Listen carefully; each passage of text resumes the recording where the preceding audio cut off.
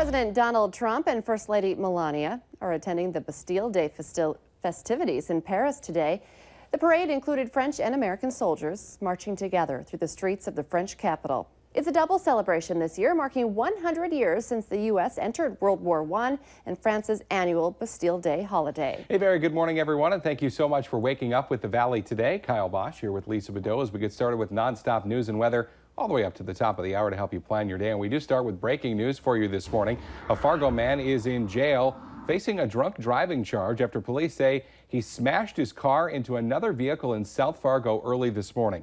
It all happened around 12:45 a.m. on South University Drive and 21st Avenue. Police say 25-year-old James Galling was crossing University from the east when he hit a vehicle going south. Galling was taken to Sanford to be treated for injuries, then to the Cass County Jail on a DUI charge. New developments this morning in the case of 4 missing men in Pennsylvania. Police say their main suspect has given a full confession. The attorney for 20-year-old Cosmo DiNardo told authorities that his client says he did participate in the murders of the 4 men who had been missing since last week. Investigators discovered a common grave more than 12 feet deep on a farm that belongs to DiNardo's parents. Only the remains of one of the missing men has been identified so far. Well, new for you this morning, a federal judge is loosening the Trump administration's travel ban.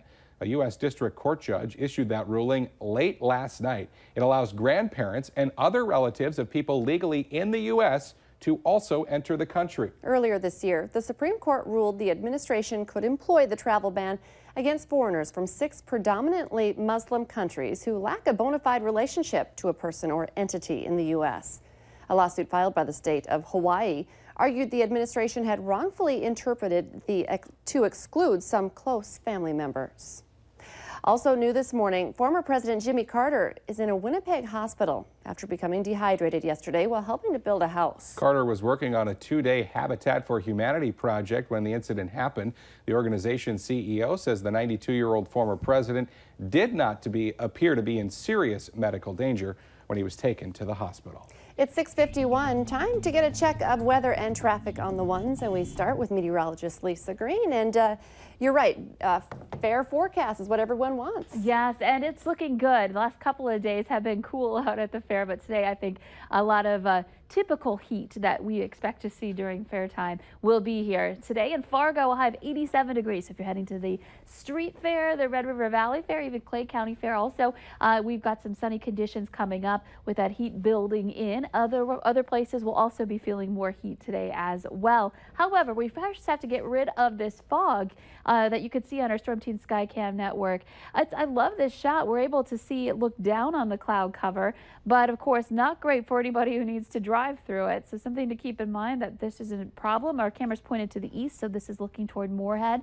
Above it, beautiful blue sky and sunshine, and we'll eventually kick this out of here today. But first, that morning commute going to be a little bit of a struggle in some spots. For Detroit Lakes, our visibility there has been at 0 for some time, and we stay there right now. Over to the east, a half-mile visibility in Wadena, so Highway 10 not the best drive. Park Rapids is at 1 mile. Improvement in Bemidji, that's good to see. And same thing in Wapaton. We were at a 1/4 of a mile for a while there, like hours for this morning throughout the morning show, and now we're at 1 mile there. So coming up just a bit in Wapaton, and I'm hoping that will continue. 50 degrees in Fargo, 53 in Grand Forks. There are places in the 40s, so you might want to dress in layers today. Put on that extra layer, maybe some long sleeves this morning. You won't need it later though. Right now our winds are not very strong, but they are becoming southerly. They'll pick up, helping to usher in warmer temperatures for the valley. And we have some quiet conditions as far as the radar is concerned, and really quiet across much of the Midwest. Check out our afternoon planner though. I've expanded the view today so we could see out west. It's going to be warm everywhere, but just downright hot in central and western parts of North Dakota. Here in the valley, 70s to around 90 degrees. Let's check in with Al for that traffic update. Well, Lisa, I'm on Interstate 94, and it's like somebody opened up the gates. It is really busy out here this morning. A lot of traffic up on both I-94 and I-29 as well. I've been all over the FM metro area. It looks like the only fog that I'm able to run into is from west of Cheyenne, or west of University east of University Drive, that is to say, into Moorhead, like you were talking about. Fog not really causing any complications here around the FM metro area. Still a good idea to make sure you're driving with your lights on. We still have a stalled vehicle this morning. It is on eastbound Interstate 94 between Cheyenne Street and Vets Boulevard. Some sort of an SUV. Make sure that you're looking out for that. Drive carefully today, and always a lot of folks around with the street fair, the Red River Valley Fair, and all the other activities that are going on. Al Ahmed, Valley Today traffic. We just told you about the President and First Lady attending the Bastille Day Parade this morning, all part of a short but busy trip to Paris for President Donald Trump. Yesterday, he met privately with French President Emmanuel Macron. Then later at a joint news conference, Trump defended his son Donald Jr.'s 2016 meeting with a Russian lawyer. Last night, the two presidents and their wives enjoyed a private dinner at the Eiffel Tower. He served his country, and now a Vietnam veteran who recently underwent a liver transplant might be losing his rental home in Detroit Lakes. Brian Fraser tells Valley News Live problems started when he moved into this home more than 6 years ago. He says the neighbor dispute came to a head this year when other landlords in the area, Jay and Beth Olness, called the city to report that Fraser's home was not legal. The city sent inspectors in and found that the home was not up to code. Then this week, the city council voted that the home violates the city's rental property ordinance and that Fraser will have to move. Now, Fraser says that numerous people have already offered to help him fix up the home. The mayor of Detroit Lakes says that this is an unfortunate situation, but that the city can't set a precedent for violating their own rules. A West Fargo man is warning others who might need to hire a contractor. He contacted our whistleblower hotline upset after putting down a down payment for some repair work and then having nothing get done. Kevin Tranby's 15-year-old deck needs some work, and he found an ad in the paper for a handyman service. He paid the contractor $2,500, but says the man never came back to do the work. The contractor said he got behind on other projects, but says he will finish the deck.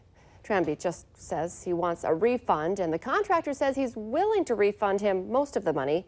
We'll keep you updated on what happens. Developing this morning, more charges are possible in a crash that killed an 8-year-old North Dakota boy this week. The crash happened Tuesday morning on Steele County Road 1 near Galesburg. The North Dakota Highway Patrol says a pickup driven by Ryan Oost of Portland, North Dakota, failed to yield at an intersection and hit the passenger side of the car that Braden Dahl was in. Braden was taken by helicopter to Sanford Health in Fargo, but died from his injuries. Oost was given a ticket for failure to yield, but troopers who are still investigating tell Valley News Live that they are considering forwarding the case to the state's attorney's office for possible additional charges. Well, Friday morning means it's time to get a look at this week's Valley's Most Wanted. Fargo police say Ali Hashi is wanted for felony theft charges. His picture's up on your TV screen right now.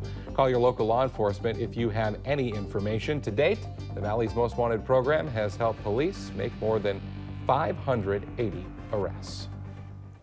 Over the next 3 weekends, crowds will be cheering on their favorite horses as the races have come back to the area. Giving us all the details on the fun at the North Dakota Horse Park this year is the Valley Today's Christy Larson, who joins us live in North Fargo this morning. Hi, Christy.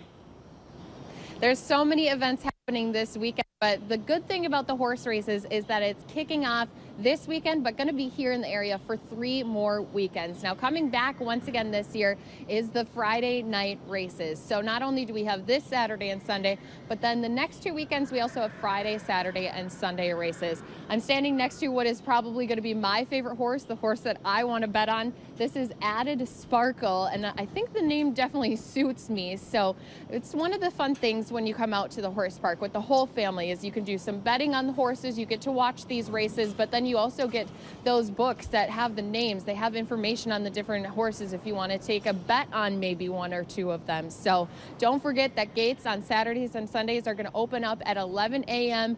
Races starting at 1 p.m. and then on those Friday night ones, it's 4 p.m. what time those gates are going to open.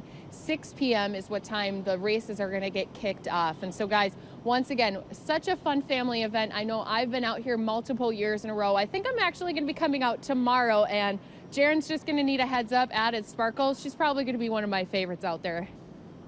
Yeah, anything that has any horse that has sparkle in the name has got Christy's probably money. Gonna put some money down on that horse. Christy Larson reporting live for us. Thank you. Well, check out this video. squirmy, slimy mess on an Oregon highway. It all happened after a truck carrying about 7,500 pounds of live eels overturned when the driver had to slam on his brakes and the containers flew off the truck. The slippery creatures and the gooey fluid they secrete when they're stressed blanketed the highway. Can you imagine slipping and falling? Look at that car. That was the picture I was waiting for because I saw this the other day. Yeah, a car got run into. So basically, I think even if you could fix the damage, I think I'm selling that vehicle. That's disgusting. Creepy.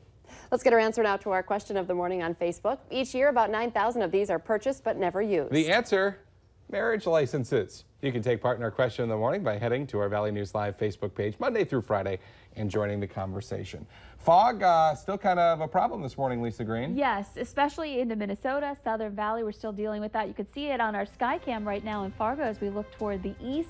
Visibility reports, they are in the low end in the south, some places near zero, but we're warming up today, so this fog will lift. We'll see those temperatures rise into the 80s to near 90 west. The Today Show and CBS This Morning are just about to get started, but the Valley Today rolls on. Flip on over and join us right now on the Fargo CW.